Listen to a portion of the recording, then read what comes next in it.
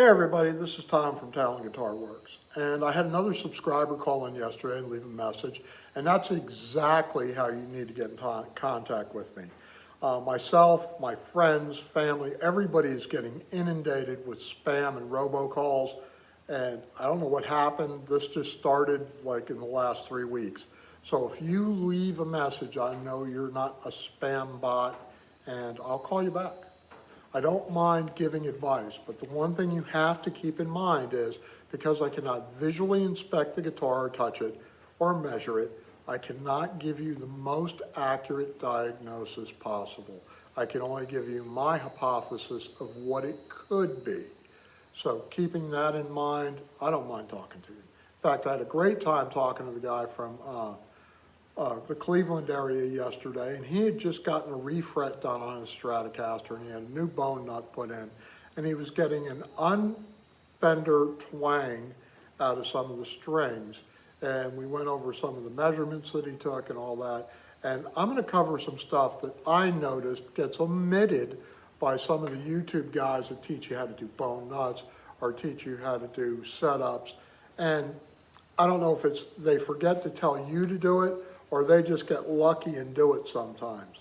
I was trained at Uncle Wally's Guitar Repair as an apprentice and journeyman and all that stuff, and had to do stuff right because they didn't like it when stuff came back. So let's cover this part of the nut.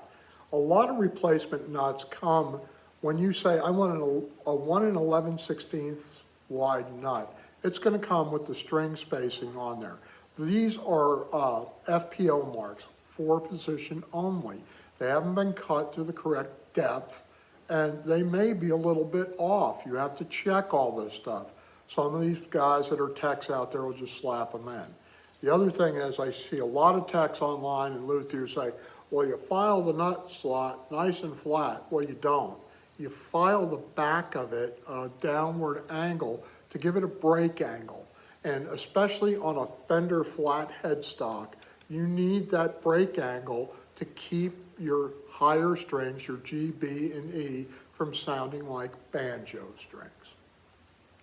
Just that simple. You also need a break angle for your acoustic guitars on your saddle, on the bridge. If the saddle gets too low and the break angle's gone, it sounds like a banjo again. So it's all math when it's involved with this.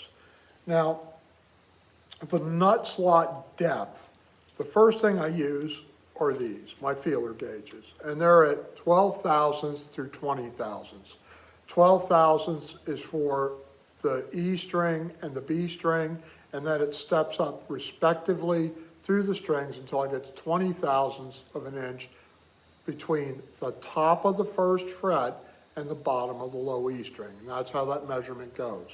Now, I know there's some people out there that are going to say, you know, that guy that looks a lot like you, but you're better looking at Texas Toast, says you're a hack if you use those. Yeah, I back at you. I got your kryptonite here. I could use the dial indicator, the digital dial indicator from StewMac too. Both of them measure. You know, it doesn't change measurements. But it helps the operator. I could see if you have difficulty with feeler gauges where this would make your life much easier. So, enjoy. Anyway, back to what happens when we do a refret. All right, you wore the guitar frets down, and whether you like it or not, the guitar strings to the top of the frets, to the distance from the top of the frets to the top of the saddles, form a scalene triangle. What is a scalene triangle? It's a triangle that all sides are unequal. Now, whenever you change one side of the triangle, you must modify some of the other things that are used in conjunction with that. I'll give you an example. If we modify that triangle and we put new frets on it, we kept the old nut, would the nut slots be too low? Sure, because they were measured off the old frets or the worn frets the last time the nut was done. Makes sense, right? All right, likewise, the intonation could be off just a hair, and the saddle heights could be off. So you have to bring all these back in. You also have to watch out for debris left in the nut slots, especially on the higher strings where it's harder to get them out. And then the customer takes the guitar home, plays it for a while, and suddenly that string finds the bottom of the slot, not the debris that was left, and it's way too low in the nut slot. So these are things you have to think of. Now, Leo Fender had these string trees installed to help maintain downward pressure for the three lightest strings. And once again, this is math. A set of 10 gauge strings puts 104 pounds of pressure on a guitar neck. It is not equally divided by the 6 strings. The E, A, and D do the heavy lifting. The G, B, and E kind of light lifting. So this is why there's a necessity to have a little more pressure downward on those 3 strings.